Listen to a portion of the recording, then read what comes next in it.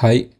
So நேற்று மாதிரியே இன்றைக்கி வந்து ஒரு போஸ்ட் மார்க்கெட் ரிப்போர்ட் மாதிரி பார்த்துடலாம். எப்படி நம்ம சொன்ன லெவல்ஸ்க்கு மார்க்கெட் எக்ஸாக்டாக சப்போர்ட் பண்ணி அது வந்து எக்ஸாக்டாக எங்கே ரியாக்ஷன் ஆச்சு அப்படிங்கிறத டீட்டெயிலாக பார்த்துருவோம். அதுக்கான ரீசன் அண்ட் லாஜிக்கை வந்து நம்ம டிஸ்கஸ் பண்ணிடுவோம். காலையில் 7:48க்கு நான் வந்து டெலிகிராம் குரூப்பில் மெசேஜ் போடுறேன்.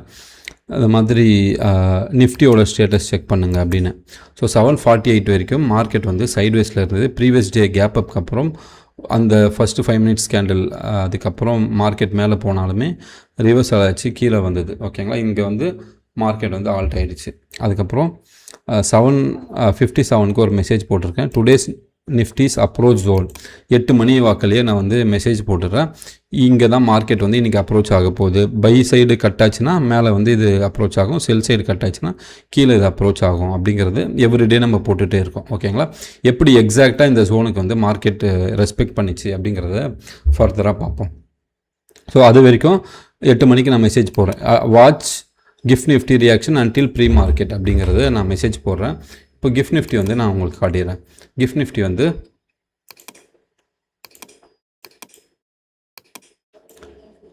அந்த ஜோனோட ரியாக்ஷன் எப்படி இருந்தது? சைட்வேஸ்லேயே இருந்தது. மார்க்கெட் ஓப்பன் ஆகிற வரைக்கும் இந்த 9:15 வரைக்குமே மார்க்கெட் வந்து சைட்வேஸ்லேயே இருந்தது. So no new liquidity as per pre market அப்படின்னு சொல்லிட்டேன். ப்ரீ மார்க்கெட் படி புதுசான லிக்விடிட்டி எதுவுமே இல்லை அப்படின்னு சொல்லிட்டேன். அதுக்கப்புறம் 9:08க்கு ப்ரீ மார்க்கெட் ஸ்டேட்டஸ் வந்து நான் போடுறேன் நிஃப்டியோடது.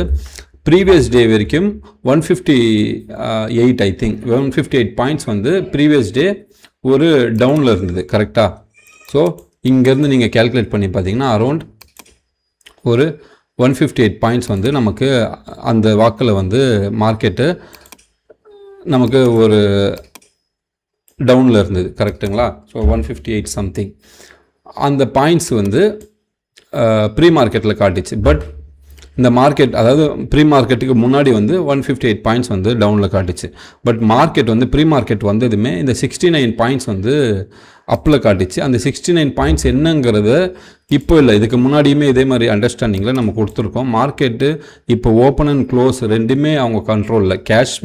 கேஷ் இம்ப்ளிமெண்டேஷன் வந்ததுக்கப்புறம் ஓப்பன் அண்ட் க்ளோஸ் ரெண்டுமே அவங்களோட கண்ட்ரோலில் வந்த பிறகு அவங்க டிசைட் பண்ணிக்கிறாங்க, ஓகே இங்கே ஓப்பன் பண்ணணும், இங்கே க்ளோஸ் பண்ணணும், எது வந்து பெஸ்ட்டாக இருக்கோ அதுக்கேற்ற மாதிரி நம்ம கொடுக்கணும் அப்படிங்கிற மாதிரி அந்த கேஷோட கேல்குலேஷன்ஸ் இருக்குது. அந்த ஈக்குலிபிரியம் பேஸ் பண்ணி, அது பேஸ் பண்ணி பார்க்கும்போது இங்கே பாருங்கள், நேற்று இங்கே க்ளோஸ் ஆச்சு. மார்க்கெட் வந்து இந்த ப்ரீ மார்க்கெட்டில் காட்டினது, ஓகேவா, இந்த ப்ரீ மார்க்கெட்டில் காட்டினது அந்த 69 பாயிண்ட்ஸு.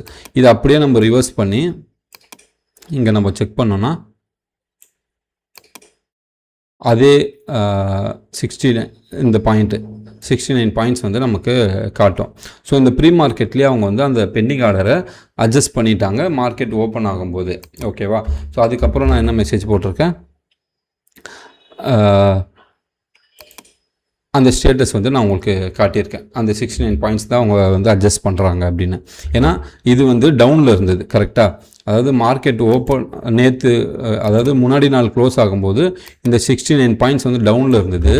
மார்க்கெட் ஓப்பன் ஆனதுமே அந்த 69 பாயிண்ட்ஸ் வந்து அப்பில் காட்டுறாங்க. ஸோ ஆல்மோஸ்ட் இந்த லிக்விடிட்டியை இங்கே டவுன் பண்ணதை திரும்ப கெயின் பண்ணி முடிச்சுட்டாங்க. ஓகேவா? அப்போ மார்க்கெட் வந்து இந்த ஜோனுக்கு ரிவர்சல் வருதுன்னு ஒரு சைன் நமக்கு. எப்போ? ப்ரீ மார்க்கெட்லேயே. அதுதான் நான் போட்டிருந்தேன். அந்த 69 பாயிண்ட்ஸ் எங்கே வந்தது? ஓப்பன் அண்ட் க்ளோஸ் அவங்க கண்ட்ரோலில் இருக்குது ஆஃப்டர் கேஷ் இம்ப்ளிமெண்டேஷன் அப்படின்னு சொல்லியிருக்கேன். So wait market still in yesterday's control. ஏன் எஸ்டர்டேஸ் கண்ட்ரோல்னு நான் எத்தனை மணிக்கு போடுறேன்? 9:17க்கு, அதாவது இந்த ஃபஸ்ட்டு 5 மினிட்ஸ் கேண்டில் ஃபார்ம் ஆன உடனே நான் வந்து போடுறேன். அவசரப்படாதீங்க, நேத்தோட கண்ட்ரோலில் தான் மார்க்கெட் இருக்குது. ஏன்னா அந்த 69 பாயிண்ட்ஸ் வந்து அவங்க எடுத்து முடித்ததுமே மார்க்கெட் என்ன பண்ணுறாங்க, அந்த 69 பாயிண்ட்டை எடுத்ததுக்காகவே மார்க்கெட்டை இங்கே கொண்டு வராங்க. ஸோ அவசரப்பட்டு இதை காலையில் பார்த்துருந்தீங்கன்னா மார்க்கெட் ஓப்பன் ஆனது எப்படி? மார்க்கெட் வந்து ஓப்பன் ஆகிட்டு இங்கேருந்து மேலே போகிற மாதிரி இருந்தது. ஸோ மேலே போனதுமே அவசரப்பட்டு என்ட்ரி எடுத்துடாதீங்க, இங்கே வந்து பை சைட் டார்கெட் இருக்குது, என்ட்ரி எடுத்துடாதீங்கன்றதுக்காக தான் கொஞ்சம் வெயிட் பண்ணுங்கன்னு சொல்லிட்டு எல்சிடி கண்ட்ரோலில் இருக்குதுன்னு சொன்னேன். ஸோ நம்மளோட கான்செப்ட் படி என்ன, ஒரு லோவர் லோ ஃபார்மேஷன் வரும்போது, ஒரு பை ட்ரெண்டில் போயிட்டு லோவர் லோ ஃபார்மேஷனில் வரும்போது நமக்கு நெக்ஸ்ட் டே வந்து கேப் டவுன் ஆகும் அப்படிங்கிறது கான்செப்ட். ஓகேவா? ஸோ இன்னொரு விஷயம் என்னது, இங்கே வந்து ஸ்ட்ராங்கான டெய்லி டைம் ஃப்ரேம்குள்ளே இந்த 5 மினிட்ஸ் கேண்டில் வந்து இருந்தது. அதோட சப்போர்ட்டில் தான் மார்க்கெட் வந்து செல்லிங் ப்ரெஷர் ஸ்டார்ட் ஆச்சு. இதை நம்ம நேற்றோட வீடியோவில் நம்ம பேசியிருப்போம். ஸோ அதோட கண்டினியூவேஷனாக நேற்று செல்லிங் ப்ரெஷர் இருக்குது, ஒரு லோவர் லோ ஃபார்மேஷன் இருக்குது. ஸோ ரெண்டுமே சேர்த்து நமக்கு இன்றைக்கி ஒரு கேப் டவுனு. ஓகேங்களா? அந்த கேப் டவுனு கண்டினியூஷன் ஆகுமா இல்லையாங்கிறது நம்ம வெயிட் பண்ணி பார்க்கணும். என்ன நடந்தது, இந்த இன்டெசிஷன் கேண்டலுக்கு அப்புறம் மார்க்கெட் லோ கட் பண்ணிச்சு. லோ கட் பண்ணதுமே எப்படி கட் பண்ணியிருக்கு, நல்ல வால்யூமோடு கட் பண்ணியிருக்கு. கட் பண்ணது எங்கே, நம்ம ப்ரீவியஸ் டே வந்து நமக்கு பெண்டிங் இருந்ததில்ல, அதாவது இந்த இடத்துல வந்து பெண்டிங் எடுத்துச்சு, அந்த ஜோனோட சப்போர்ட் கிட்ட வந்து நமக்கு எடுத்தது. ஸோ அந்த லோவை உடைச்சதுமே மார்க்கெட்டு ஒரு சின்ன சைட்வேஸு ஃபர்தராக வந்து மார்க்கெட் கீழே வந்தது. கீழே வந்தது எங்கே வந்தது மார்க்கெட்டு, எக்ஸாக்டாக நம்மளோட 75% கணக்கு நம்ம வந்து பண்ணுவோம். 70%, 75% வந்து இந்த ஜோனுக்குள்ளே மார்க்கெட் வந்து ரீட்ரேஸ்மெண்ட் ஆகும் அப்படிங்கிறது.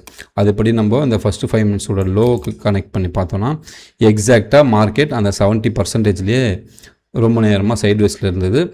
இந்த டக் ஆஃப் ஆர் ஜோனை பற்றி நம்ம பல வாட்டி பேசிட்டோம். அந்த டக் ஆஃப் ஆர் ஜோன் வந்ததுமே மார்க்கெட்டு கொஞ்சம் நேரத்துக்கு ஆல்ட் ஆகிட்டு ஃபர்தராக டைரெக்ஷன் வந்து போகும். ஸோ இந்த ஒரு பிரேக் டவுனுக்கு அப்புறம் மார்க்கெட் அந்த 70% கிட்டே வந்துட்டு ஒரு ரீட்ரேஸ்மெண்ட் கொடுத்துட்டு மார்க்கெட் ஃபர்தராக கீழே விழுந்தது. அந்த 75% வரைக்கும் வந்துட்டு மார்க்கெட் அங்கேயே ஆல்ட் ஆகிடுச்சு. நமக்கு ஒரு 25% வந்து மிச்சம் இருந்தது.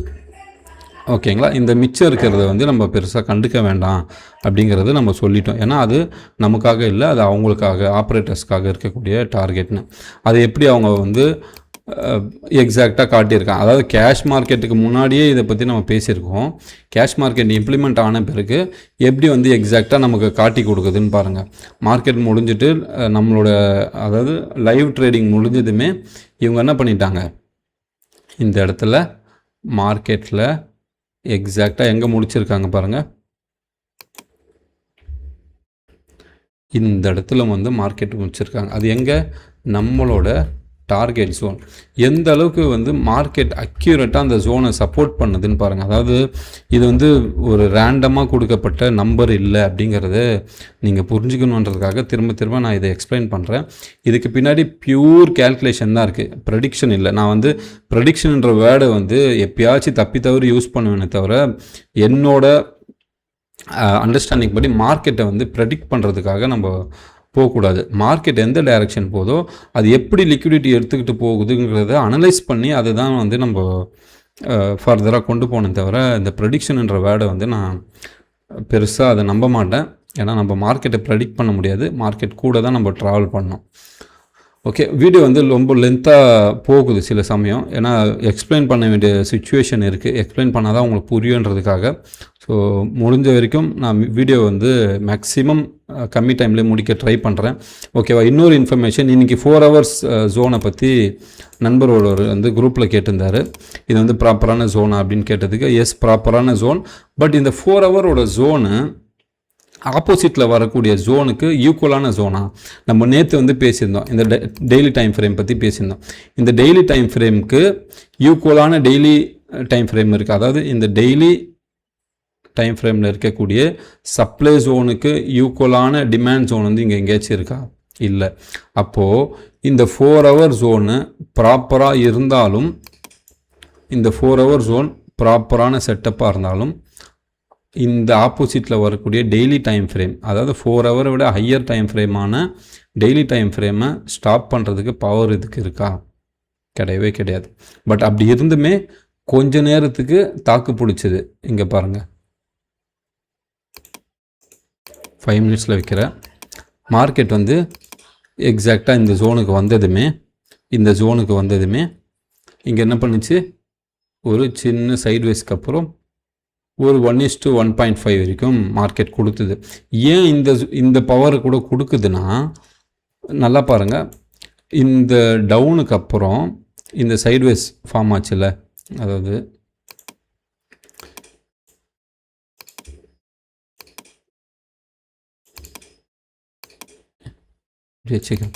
இந்த டவுனுக்கு அப்புறம் இந்த சைட்வேஸ் ஃபார்ம் ஆகிட்டு இங்கே பிரேக் அவுட் கொடுத்ததில்ல, இந்த பிரேக் அவுட்டுக்கு முக்கியமான ஒரு ஆரிஜினாக துவங்குற இடம், இந்த பிரேக் அவுட்டுக்கு வால்யூம் துவங்குற இடமா எது இருந்தது, இந்த ஜோன் தான் இருந்தது. ஸோ அந்த ஜோனுக்கு பொட்டென்ஷியல் வந்து கொஞ்சமாச்சு ஓரளவுக்கு, அதாவது ஈக்குவலாக ஃபைட் பண்ணலனாலுமே அவன் 5 அடி அடித்தா இவன் 2 அடி அடிச்சு அடிக்க மாட்டானான்ற மாதிரி இவன் வந்து ஒரு 2 அடி அடித்தான், திருப்பி வந்து போட்டு அவனை சாத்திட்டான். அவ்வளோதான், அந்த ஜோனோட பொட்டென்ஷியல் முடிஞ்சு போச்சு. அந்த ஜோனோட லெவல் வந்து ஆல்மோஸ்ட் எல்லா பெண்டிங் ஆர்டரையும் எடுத்துச்சு. இதுக்கப்புறம் அது வந்து வேலிடு கிடையாது. ஓகேங்களா? ஸோ இப்படி தான் மார்க்கெட்டை பார்க்கணும். இங்கே பார்த்தீங்கன்னா ப்ரீவியஸாக இருந்த இந்த பெண்டிங் ஆர்டர் எல்லாத்தையுமே இது வந்து அச்சீவ் பண்ணல, இது அச்சீவ் பண்ணல, இது அச்சீவ் பண்ணல, இது அச்சீவ் பண்ணாமல் இருந்த எல்லா பெண்டிங் ஆர்டரையுமே இது என்ன பண்ணிடுச்சு, இங்கே வந்து ஷிட் இது இந்த இந்த க்ளோசிங் கேஷ் க்ளோசிங் இருக்குல்ல, அது என்ன பண்ணுச்சு, எல்லா பெண்டிங் ஆர்டருமே எடுத்துச்சு. ஓகேங்களா?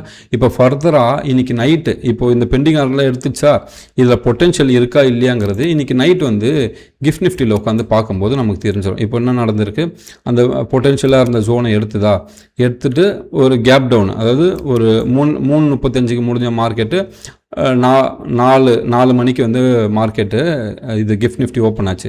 ஓப்பன் ஆகிட்டு இப்போ என்னாச்சு, புது வால்யூமோட மார்க்கெட் மேலே போயிட்டுருக்கு. அப்போது அந்த ஜோனோட பொட்டென்ஷியலை இப்போவே கிஃப்ட் நிஃப்டி கொடுக்க ஆரம்பிச்சிச்சு. ஓகேவா? விச் மீன்ஸ் இங்கே இருந்த பொட்டென்ஷியலை மார்க்கெட் வந்து எடுத்துகிட்டு போயிட்டுருக்கு. ஓகேங்களா? அப்போ என்ன பண்ணுவாங்க, நாளைக்கு வந்து பார்க்கும்போது ஒரு கேப் டவுன் மாதிரி இல்லை கேப் அப் மாதிரி வந்து ஒரு சீன் வந்து கிரியேட் ஆகும். பட் அந்த கேப் அப்ன்றது டெக்னிக்கல் கிளிச்சுன்றது என்னது, இங்கே மார்க்கெட்டு அந்த பெண்டிங் ஆர்டரை எடுத்துட்டு மார்க்கெட் மேலே போச்சு. மேலே போனதை உங்களுக்கு சார்ட்டாக ப்ரெசென்ட் பண்ணணும்ல, இது நடந்து முடிஞ்சிச்சுப்பா, அந்த ஜோனுக்கான ப்ரெசன்டேஷன் உனக்கு காட்டணும்ப்பா அப்படின்னு ஒரு விஷயம் இருக்கும்ல, அந்த ப்ரெசன்டேஷன் தான் நாளைக்கு வந்து சார்ட்டில் வந்து உங்களுக்கு வந்து ஷோ ஆஃப் ஆகும். ஸோ அது உடனே பார்த்ததுமே இது கேப் அப்பு, இங்கே வந்து பெரிய ஸ்ட்ரென்த் இருக்குதுன்னு, எல்லா கேப் அப்புமே ஸ்ட்ரென்த் இருக்கணும்னு அவசியம் இல்லை. பட் அந்த கேப் அப்புக்கு மார்க்கெட் ரியாக்ஷன் ஆகுமானா எஸ் ஆகும். ஓகேங்களா? ஸோ அந்த மாதிரி தான் மார்க்கெட் வந்து நீங்கள் திரும்ப பார்க்கும்போது தான் உங்களுக்கு புரியும் எது உண்மையான கேப் அப்பு, இல்லை எது வந்து ஜஸ்ட்டு ரியாக்ஷனுக்காக நமக்கு சார்ட்டு பிரிண்ட் ஆகிற ஒரு விஷயம் அப்படிங்கிறது. ஓகேங்களா? அதுதான் நான் வந்து ஒரு 2 நாள் முன்னாடி சினிமாவையும் ட்ரேடிங்கையும் வந்து உங்களுக்கு மெர்ஜ் பண்ணி காட்டியிருப்பேன். அவன் என்ன காட்டணும்னு நினைக்கிறானோ அதை தான் வந்து சார்ட்டில் காட்டுவாங்க அப்படிங்கிறது. ஸோ இது மூலிமா உங்களுக்கு புரிஞ்சிருக்கும்னு நினைக்கிறேன். ஸோ நாளையோட ஸ்டேட்டஸை நான் நைட்டு அப்படி இல்லைனா காலையில் வந்து அப்டேட் பண்ணுறேன். இந்த வீடியோ ஹெல்ப்ஃபுல்லாக இருக்கும்னு நினைக்கிறேன். சில நண்பர்கள் வந்து எனக்கு பர்சனலாக டெக்ஸ்ட் பண்ணியிருக்கீங்க. ஸோ என்னென்னா வீடியோ வந்து லென்த்தாக இருக்கிற மாதிரி சொல்கிறீங்க. பட் முடிஞ்ச அளவுக்கு நான் அன்வான்ட் டாக்ஸ் எதுவுமே பண்ணுறதில்ல, மார்க்கெட் ரிலேட்டடான விஷயங்கள் தான் பேசிகிட்டு இருக்கேன். இன்னுமே எப்படி சுருக்க முடியும்னு எனக்கு தெரியல, ஏன்னா சொல்கிற விஷயம் அவ்வளோ இருக்குது. பட் அதுவுமே நான் இவ்வளோ ஸ்பீடாலாம் நான் பேசவே மாட்டேன் யூஸ்வலாகவே. ஸோ முடிஞ்ச அளவுக்கு குயிக்காக ஸ்பீடாக பேசும்போது ஓகே. இன்னொரு வீடியோவில் மீட் பண்ணோம். தேங்க்யூ.